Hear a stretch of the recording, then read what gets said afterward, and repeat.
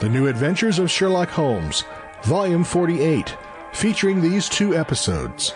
Episode 1, A Case of Identity. Episode 2, The Complicated Poisoning at Eel Pie Island. The radio programs appearing in this audiobook were written by Dennis Green, Bruce Taylor, and Anthony Bouche, based upon the characters and suggested by incidents appearing in stories created by Sir Arthur Conan Doyle in his Sherlock Holmes detective novels, featuring narration by John Stanley as Sherlock Holmes and Alfred Shirley as Dr. Watson. The radio show's host is Cy Harris.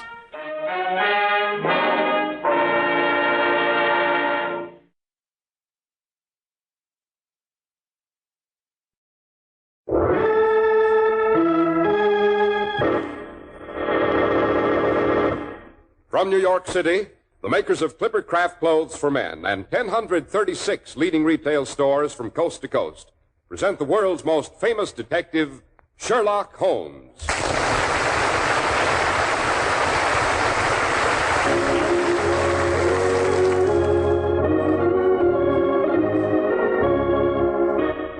This week's adventure, A Case of Identity. Well, here we are, as usual, about to pay our weekly respects to our favorite raconteur, the good Dr. Watson. What about tonight's story, Doctor? Tonight I have prepared a little challenge for you and our radio friends. Yes, the story I'm going to tell is one of Holmes' more mental adventures. It has its bizarre moments, of course, but still, all in all, its solution is fairly obvious. As you know, Holmes was the world's greatest master of the science of deduction.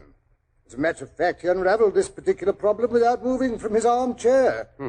I wonder how many of our listeners have learned enough of Holmes' methods to do the same. Well, I think I can make a fair stab at it, Doctor, if the clues aren't too involved, that is. Oh, no.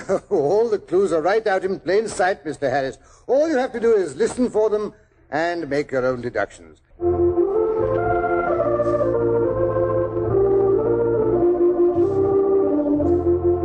And now, Dr. Watson, back to the adventure you think we should be able to solve for ourselves. Right, Mr. Harris. It was during the middle years of our joint occupancy of the lodgings in Baker Street. Holmes and I sat relaxed in two easy chairs on either side of the living room fire. Holmes' long legs stretched out in front of him, his head wreathed in the smoke from his favorite pipe, a horrible black, greasy old clay affair that he coddled as if it were a child. Well, we had just finished an excellent breakfast, and Holmes was in the philosophic mood that so often accompanies the process of digestion. Strange thing, life, Watson? Infinitely stranger than anything the mind of man could invent. Yes, I know that's one of your pet theories, and I dare you to put it to the test. Now, take today's paper. If you can find anything bizarre in that, I'll buy you a new smoking jacket. I don't want a new smoking jacket, Watson, but I'll take up your challenge. Choose any article, any paragraph at all on this page, and I'll guarantee to find something outlandish. Very well. Here, take the very first heading.